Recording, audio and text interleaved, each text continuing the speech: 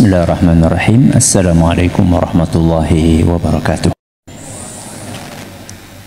Alhamdulillahi wa kafa, wassalatu wassalamu ala rasulihil mustafa wa ala alihi wa sahbihi wa man iktafa, amma ba'd. Jamaah Masjid Manarul Ilmi yang berbahagia, mulai hari ini dan seterusnya insyaallah setiap ba'da zuhur akan ada kultum mengkaji sebuah kitab yang berjudul Al-Adabul Mufrad yang ditulis oleh Imam Bukhari rahimahullah. Sebelum kita memasuki isi dari kitab ini, ada baiknya kita sedikit mengenal tentang buku ini dan juga tentang penulisnya. Buku ini ditulis oleh imam pakar hadis yang biasa dikenal dengan Imam Bukhari. Beliau bernama Muhammad, ayahnya Ismail, kakeknya Ibrahim. Berarti Muhammad bin Ismail bin Ibrahim Al-Bukhari. Al-Bukhari itu adalah nisbat kepada sebuah kota yang bernama Bukhara. Namanya apa? Bukhara. Bukhara itu adalah tempat kelahiran Imam Bukhari. Beliau lahir pada tahun 194 Hijriah. Tahun 194 Hijriah di sebuah kota namanya apa tadi? Bukhara. Bukhara itu di mana sih? Bukhara itu kalau sekarang itu di Asia Tengah. Berarti beliau bukan orang Arab, beliau orang Asia. Tepatnya kalau sekarang di sebuah negara namanya Uzbekistan. Apa? Uzbekistan. Sekarang namanya itu. Negara itu namanya adalah Uzbekistan. Salah satu kota yang ada di negara itu adalah kota Bukhara. Imam Bukhari ini sejak kecil sudah gemar menghafal hadis. Bahkan di usia 10 tahun itu sudah kelihatan kecerdasannya dalam menghafal hadis. Tersohor kemana-mana. Terkenal di antara guru-gurunya sebagai seorang santri yang sangat cerdas. Hafalannya kuat dan banyak. Sejak kecil sudah terkenal demikian. Bahkan di usia 16 tahun ketika beliau sudah menggali ilmu yang ada di ulama-ulama yang berada di kota Bukhara, maka beliau pun melakukan safar. Ya, beliau merantau untuk mengambil ilmu dari ulama-ulama yang tinggal di negara-negara yang lain.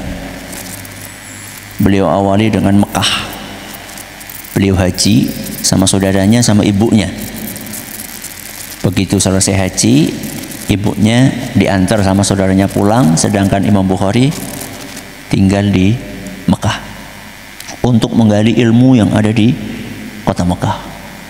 Dari situ kemudian beliau nyari ilmu di kota Madinah. Setelah digali ilmu ulama yang ada di Madinah, beliau ke Mesir, beliau ke Irak, beliau ke Baghdad, beliau ke Basrah, beliau ke Syam, berpindah dari satu negara ke negara yang lainnya. Dan beliau mengatakan, guru saya, gurunya siapa? Imam Bukhari itu lebih dari 1000 orang gurunya. Ya, lebih dari 1000 orang, dan semuanya kata beliau ahlus sunnah. Jadi beliau bukan orang yang gampang ngambil ilmu. Beliau akan pilih betul-betul orang-orang yang layak dijadikan guru. Di antara guru Imam Bukhari adalah Imam Ahmad bin Hanbal. Jadi Imam Bukhari itu muridnya siapa? Imam Ahmad bin Hanbal. Di antara gurunya juga Imam Ishaq bin Rahawayh. Kemudian juga Imam Ali ibn Madini dan masih banyak yang lainnya. Dari Imam Bukhari ini terlahir murid-murid yang dahsyat juga. Imam Muslim, kita sering dengar istilah Sahih Bukhari dan Sahih Muslim. Nah, Imam Muslim ini muridnya Imam Bukhari. Imam Tirmidzi, penulis kitab Sunan Tirmidzi juga muridnya Imam Bukhari. Imam Abu Hatim, Imam Abu Zur'ah Ar-Raziyan, Imam Ibnu Khuzaimah, Imam Ibnu Jarir At-Tabari, penulis kitab tafsir yang paling tersohor, juga muridnya Imam Bukhari. Jadi Imam Bukhari adalah sosok yang sangat luas ilmunya. Sampai-sampai Imam Ad-Darimi, penulis kitab hadis Sunan Ad-Darimi, beliau mengatakan Muhammad bin Ismail. Siapa Muhammad bin Ismail? Bukhari. Kata beliau, a'lamuna, yang paling alim di antara kami. Wa afqahuna, yang paling paham tentang ilmu fikih. Wa aghwasuna, yang paling dalam ilmunya. Wa aktsaruna talaba, dan yang paling banyak untuk belajarnya. Beliau wafat di tahun 256 Hijriah. Berarti usianya berapa? Wafatnya 256, lahirnya 194. Berarti berapa usianya? 62 tahun. Ketika beliau wafat, beliau meninggalkan banyak karya tulis. Salah satunya adalah Sahih Bukhari yang paling terkenal. Kemudian kitab yang akan kita pelajari hari ini, kitab Al-Adabul Mufrad. Apa itu kitab Al-Adabul Mufrad? Dari judulnya sudah ketahuan, Al-Adab, berarti isinya tentang apa? Adab. Al-Mufrad artinya adalah yang dikhususkan, spesial, spesifik. Buku ini ditulis hanya untuk mengkaji adab. Berbeda dengan Sahih Bukhari. Kalau kitab Sahih Bukhari itu macam-macam pembahasannya. Memang ada kitabul adab, di situ ada. Ya, tapi itu adalah satu bagian dari sekian banyak bab yang ada dalam Sahih Bukhari.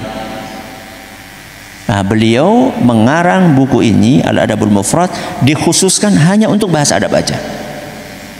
Kalau dibandingkan banyaknya jumlah hadis bab adab di Sahih Bukhari dengan Al-Adabul Mufrad, jauh banget.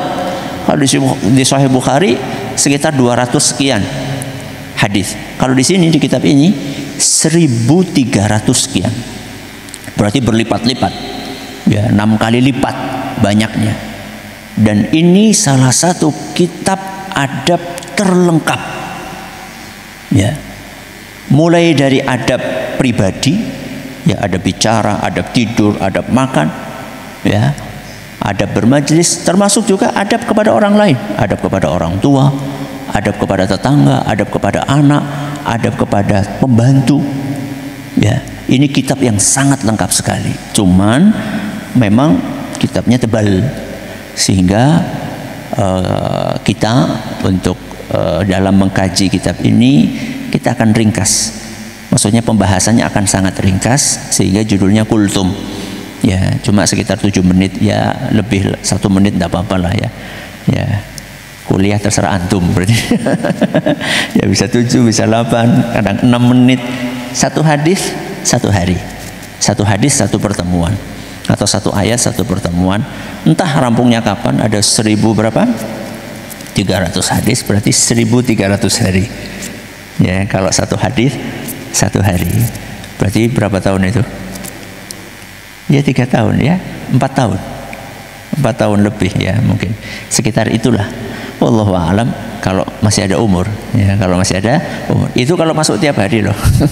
Itu kalau masuk tiap hari. Mudah-mudahan Allah berkahi majelis kita. Mulai besok insyaallah kita akan mengkaji hadis-hadis dan ayat-ayat yang dibawakan oleh beliau di dalam kitab Al-Adabul Mufrad. Semoga bermanfaat. Wallahu taala a'la wa a'lam. Subhanakallahumma wa bihamdika asyhadu an la ilaha illa anta astaghfiruka wa atubu ilaik. Yang jamaah yang pengen punya bukunya, terjemahannya sudah ada. Ini sudah ada terjemahannya. Nanti kita pakai yang terjemahan ini supaya gampang bagi yang ingin mengikuti. Buku ini yang di tangan saya terjemahan ini 2 jilid, karena sudah ada penjabaran ringkas. Jadi bukan hanya hadis saja, tapi sudah ada penjabarannya yang ditulis oleh Syekh Muhammad Luqman As-Salafi hafizahullah taala. Terima kasih, mudah-mudahan bermanfaat. Assalamualaikum warahmatullahi wabarakatuh.